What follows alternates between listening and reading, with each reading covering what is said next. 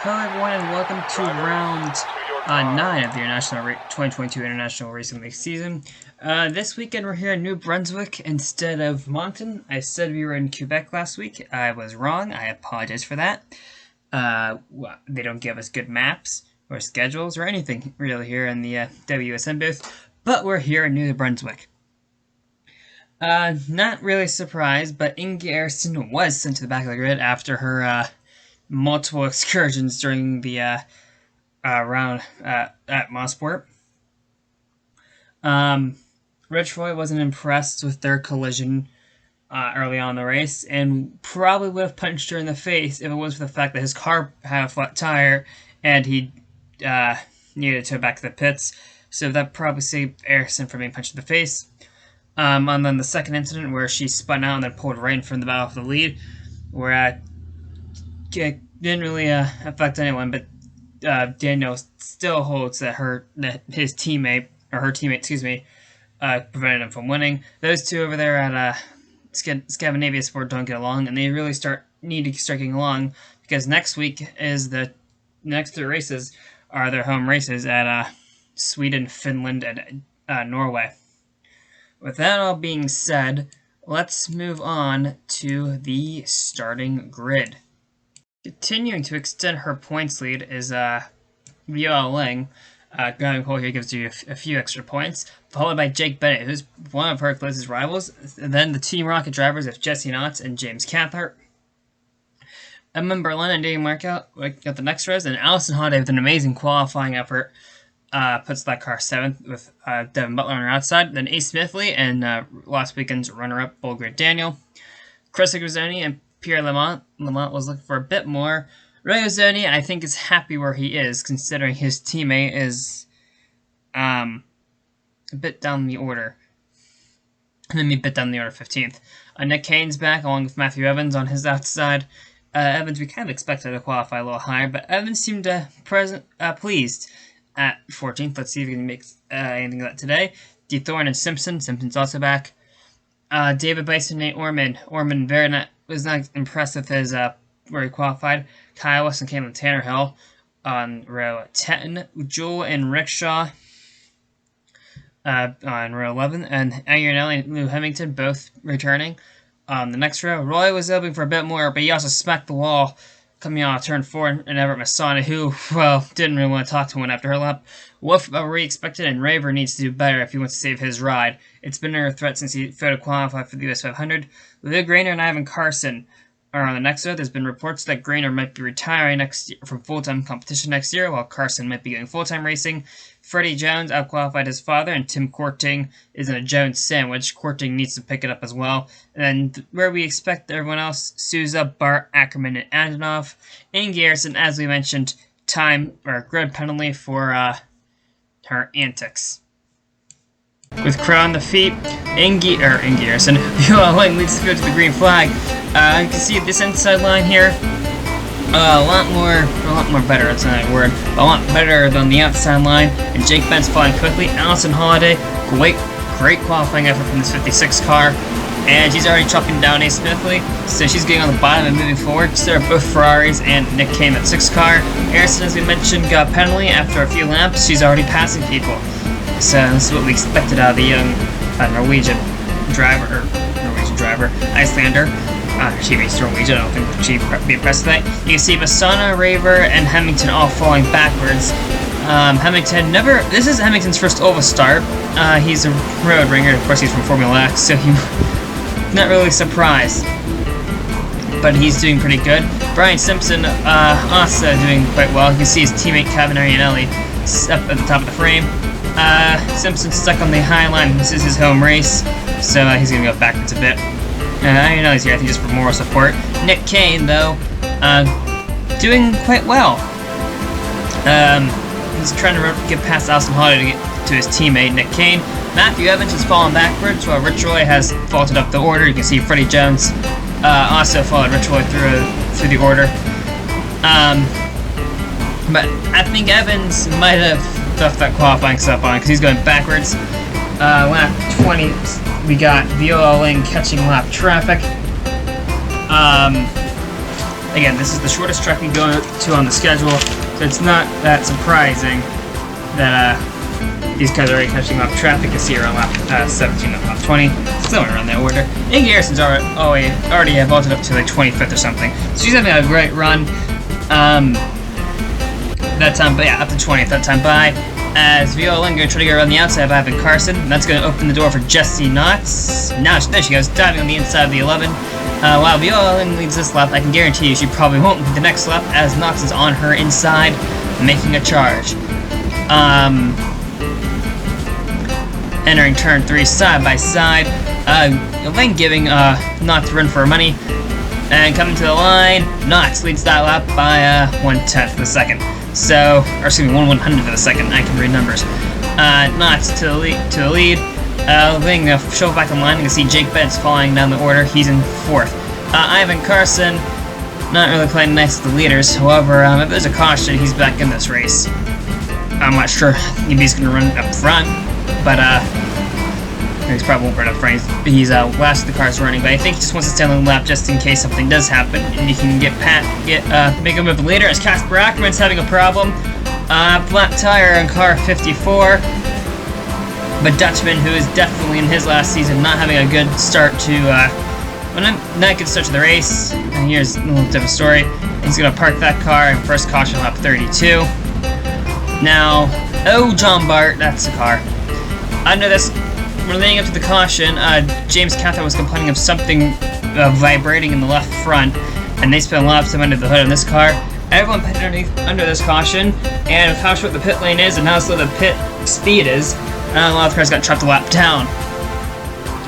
Allison Holliday's crew, though, great pit stop. They're up in the lead, and Rickshaw and Holliday's teammate, Caitlin Tannerhill up the top 3. So, good day for Mid-Atlantic Racing. Or Motorsports, they kind of needed this. Ryan Raver trying to get his lap back. Unless I wouldn't be surprised if Raver's trying to help his teammate Ryan Rickshaw. Rickshaw in his rookie year has been nothing but outstanding. He's been on pace and even surpassing Ryan Raver. Qualifying for the US 500 helps, especially with the team he's driving for. But still a good showing for this year from Rickshaw, as Caitlin Tannerhill, another rookie, have a good showing. Top 3 are all rookies up, by the way. Maybe not for long, because Jake Bennett's on the inside of the 65. Bennett in 3rd of that lap. And, yeah, Bennett most likely going to take it, as Tannerhill is stuck in the high line, and all these lap cars are coming through. However, a few laps later, Bennett's going to be trapped in the high line himself. IRL is going to go past, and Caitlin Tannerhill sees an opportunity to, well, take back 3rd. I think I'm in Berlin's, and yeah, Berlin's in 5th at the moment, and it depends if Troy lets him. Troy's too busy racing the 3-4 position to care. Tannerhill on the inside of the 5, down the 4. Tannerhill has 3rd that lap, and will Berlin make a send? Yes, he will. Edmund Berlin going for 4th, as Jake Bennett, I think, let's go on the inside line about now before we lose any more positions or ground, because I can guarantee you once Berlin's going to go past, Rich Roy is also going to go past, and I think Rich Roy is just trying to escape the 3 car. Never mind, 3's on the inside of Roy. The Berlin is going to get past the 5 and go up to 4th spot. So nice move over there by Berlin. Nice clear of him. There we go. Alright, now get on the inside, Bennett. There you go. Alright, so Jake Bennett won't lose any more ground. Viola Lang, fastest car on the racetrack. Actually, one of the fastest cars on the racetrack. She's trying to run down Jesse Knotts for 6th. I can count. Jesse Knotts on the high line. Doesn't matter how. Actually, Barrington isn't that slow. So I think Lang's just is content to run behind the 193. Though, finally she's gonna get a run in the 70. And you can see Rich Roy's teammate Ace Smith looking passed by Devin Butler in the background. But that's also for position. Lang side by side with Jesse Knotts. These two have shared a incredible battle so far this year. And these are 2 of the main tow protagonists, even though we're about we're approaching the 1/4 mark of the season. So they're just past the 1/4 mark of the season, to be fair. But still, Lang does have a stranglehold on the title for now, as Edmund Berlin is going to make a move for 3rd. Edmund Berlin came into the series in 2019 and try as he might with Frank Walker Motorsports. This team has yet to get him a win, and he's been close so many times. I think he sees the opportunity today with so much inexperience at the front of the grid. Inexperience at the front of the grid. I think I messed that up earlier. But Berlin going to take third. Jake Bennett might follow him through. And that is that's Nick Kane. Those Frank Walker cars all look the exact same. It's kind of irritating. Bennett on the inside of Tanner Hill. Allison Holiday is still running away. Has found lap traffic in the name of Everett Masana. And look at his teammate Ryan Raver. Back in front of the field, Tanner Hill has been passed by Bennett. I might have been some contact, and here comes Tanner Hill. So Tanner Hill giving the bumper to Jake Bennett. You know, it's kind of surprised. Tanner Hill's been one of the more calmer drivers this year. It doesn't help that she's been, I think, crashed out of all but 2 races this year. Every time Tanner Hill has finished a race, she's scored points, which I guess is a good record. I'm not sure if we want to have that record, but still. Anyway, Biola trapped on the high side. She's stuck behind Rich Roy, and I don't think that really matters. That high line is, you don't want to be in it. Devin Butler, though, is going to make a move on Viola Ling for 7th. Smithley smells blood, but she's getting hounded by the 4 car of Wesley Jewell. So I think a great run this year, this season. There's a good chance I think he may be going to that 19 car next year. And yes, we're in round 9, and you're already hearing the silly season rumors. Fun what the sport can generate. Butler passes the 11 car, and Edmund Berlin is going to... Berlin's trying to make a run on Ryan Raver, who's too busy trying to deal with Kevin Ironelli. So much so that he's left the inside wide open, because he's on the outside.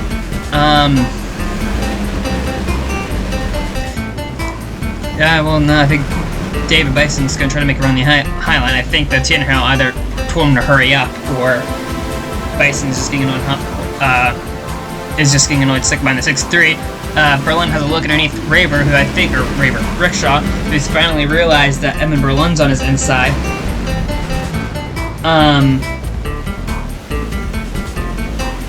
Side by side on the main straightaway. Berlin to 2nd, maybe. There we go. Now he's ahead of him. So Berlin to 2nd, and now he can focus on trying to run down Allison Holiday. The Raver, Raver's down to 2nd, maybe 3rd. No, Tanner Hill slips in line. Tanner Hill, Berlin 2nd. Never mind. Roy trying to enter the pits, gets tumped by the 86. Roy tried to enter the pits, and he wasn't clear of the 86, and Fred Jones is enough and puts him in the wall. Here's under caution, 2nd place runner. Whoa. Okay, Ryan Raver was slipping up. Ryan Raver, who was running 3rd, was slowing up because everyone else was checking up ahead of him, and Nick Kane just drove into the back of him. I don't understand that. There's a car slowing down. If he was slowed down, Holiday was told to... Whoa! Okay, so Allison Holiday was told to pass everyone. Tesla Wolf was moving up the track for some reason. And Allison Holiday, who was the race leader, had nowhere to go but into the back of the 37. Really don't know what Wolf was thinking. But then again, why was Allison Holiday getting the wave run on the highest side? She was told to pass people, which makes sense. I'm not sure why she's on the outside, and I think she's looking for Tessa Wolf. Let's see. Wolf acknowledges her, and yep. I don't... Okay, Allison Holiday isn't happy with the 37. Oh, this is not gonna go well, is it? Wolf spins to 56. Holiday gives her a shove back and into the pit wall goes Tessa Wolf. That's gonna take her out of the race.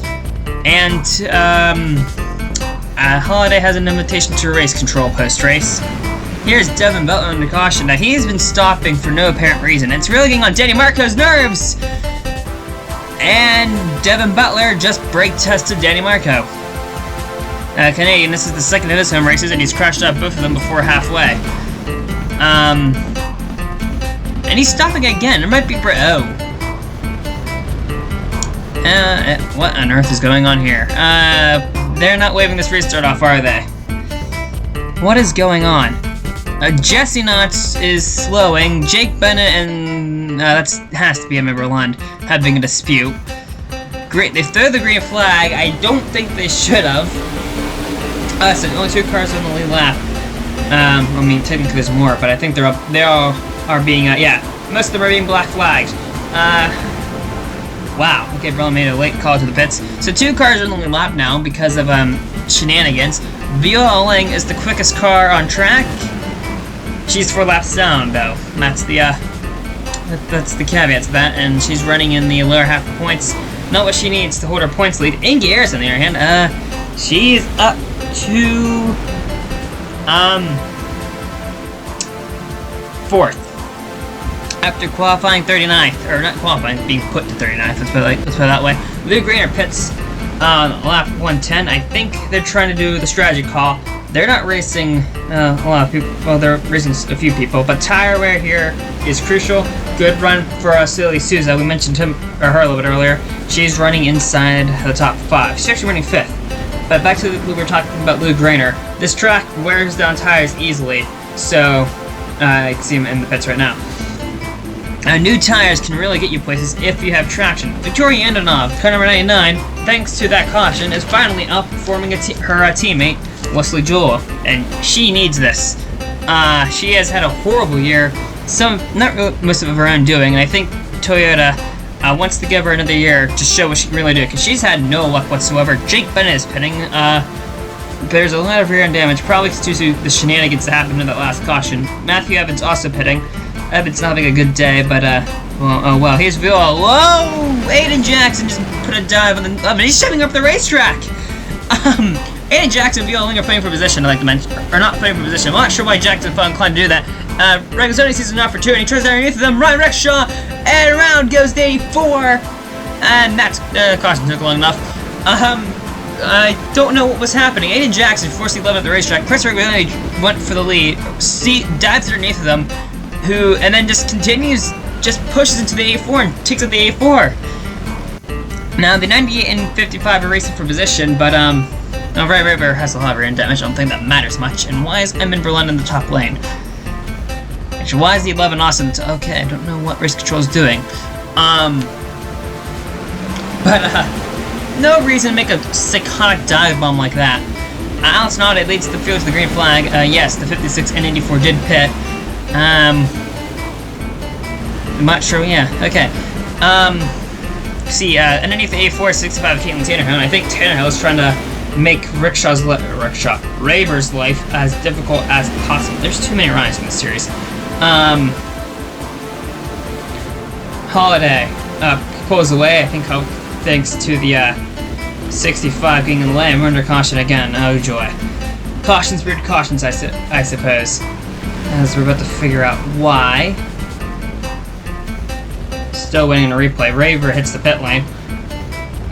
Snook in turn 3. Here's probably why. This is Rich Roy, who's, oh! Okay. Ingy Ayerson just put him in the wall. Cather and whoa! Okay. We have KO. That's... okay. The 98's a wrecking ball, because I think he just shoved the 35... that was like... excuse me, that was the 15 to put the 35 in the wall behind Rich Roy, and that just caused a jam up. And that was the end result. The 10 spinning him out accidentally. Roy's everyone's favorite punching bag after that first incident.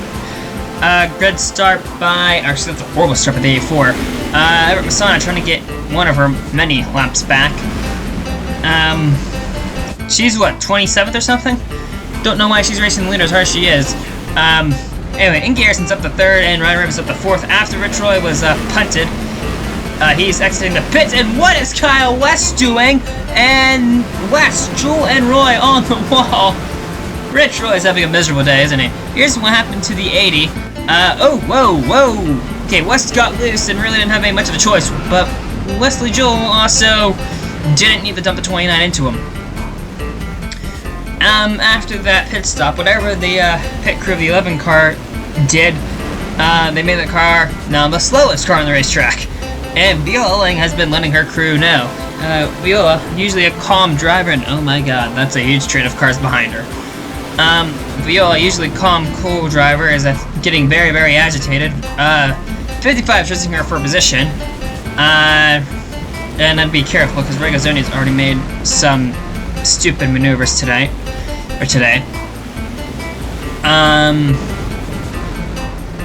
Brigazzoni finally clears the 11, and the 47 moves on by. Orman pits on lap 149. Kevin Arianelli is in between cars 56 and 84. I think just as fast as the leaders, and Jake Bennett's in front of the 56. So these leaders are 2 cars or something left, are intermixed with cars faster than him. And a few laps later, well, Ryan Raver finds himself in a gaggle of lap cars, all of which have varying forms of damage, minus the 170. In Garrison up to 3rd place, we mentioned earlier, doing a great job. 39th to 3rd on a track that's very hard to pass on. Yeah, I think it shows the skill that's in that 33 car, as Jesse Knott's making a move on the 63. This is for position. That's for 11th. Brotherland is a nuts followed on the order, but it's not really followed around. That's a poor pit strategy. Here's Viola Ling. Oh my god. She's, oh, she goes. Good, she found the pits. So does the 77, but that's for something else. That is for a, I'm not sure what's wrong, but they, Lou Grainer apparently had several warning lights coming off from that car, and he didn't feel safe, so he got him a chemical black flag. So did Aiden Jackson for the similar reason. I think there's a lot of overheating going on. You can see Allison Holiday in the pits. John Bart running. Oh, whoa, he's got a problem. I think that contact from earlier finally came back to bite him. He's in a bad spot. Not really much you can do. Rich Roy, nice avoidance there. Victoria Antonov piles into it needlessly. Under this caution now. Okay, whoa! That's your teammate! Tanner Hill just brake checked her teammate for no apparent reason. I think she was trying to slow up for the cars in front of her, and whoa! Tanner, no. Holiday just did the same thing from 29. Okay, so Tanner Hill, I think, is trying to get out, is slowing up for the cars in front of her. And car 65 Holiday post-race, and I wouldn't be surprised that Holiday also visits the stores for that. Though, why did Rich continue driving? And because of this mess, Race Controls accidentally scoring car 56 a lap down. She is not. And there's a lot of radio chatter that is, a lot of angry people over the Mid-Atlantic pits. I can't blame them. I mean, currently Ryan Raver's the only car on the lead lap. I don't really think that's right, but I think Team Star USA doesn't care. Never mind. Scoring has fixed itself. 56 being scored back on the lap, I think to the dismay of everyone at Team Star USA. Meanwhile, here's a Smithley doing the same thing Rich Roy did earlier on. Roy needs some new spotters apparently, because like the second time they were, that team has been cleared to enter the pits. Car 13 total let the 4-car go, tries to get out of the way, and race control's rather quick on that one. And she's trying to let the 4 go. She did that earlier, where she did that. We saw what she did. She stopped and pulled to the inside, and Jewel kind of drove into him. But that's her. Excuse me. But that's the kind of a bad spot to try to let people go. Not many laps left in this race, and it's all Ryan Raver leading Aiden Jackson. Allison Holiday. Both these drivers during their first career win, and that 56 car doesn't look like they have the speed to do so. However, we don't think Ryan Raver can make it on fuel. Tannehill can just barely, as cars 47 and 193 hit the pits right before we went green. So the 84 can't, the 56 can, I think, barely. As here's report. No, this is Nate Orman pitting. Orman hasn't pitted yet, and so did Jesse Knott. Car 63 trying to unlap himself for who knows what reason. Jesse Knott's pitted, I think, to get on the same strategy as the 24. Those two are racing each other, we believe. But there's so many strategies in play, we really don't know what's going on until the end of this race. Edmund Berlin is going to... Why is he racing 84? He's several laps down. John Bart back on track, having a solid run. Uh-oh, no, never mind. Engine failure. So that might be a continuation of the problem that he had earlier, as we got the Toyota driver fighting over 16th. 17th, excuse me. Borgard is 16th, 17th is the 11, 19th or 18th is the 19th.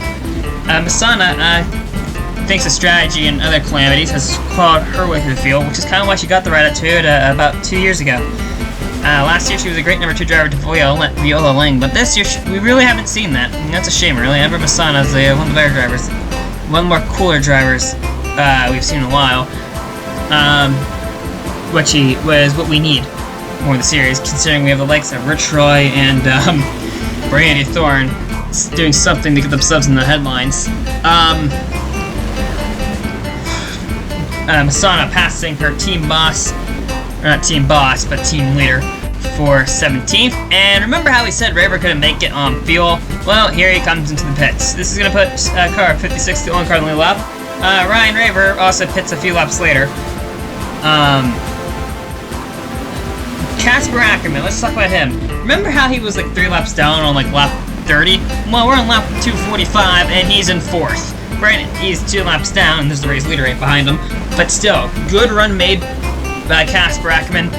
This is why he's considered one of the best drivers in the world, never to win a championship. As you can see, Ryan Raver is trying to get his lap back. It's not like it's gonna matter. There's 3 laps left by the time this or next time by. Hey, he gets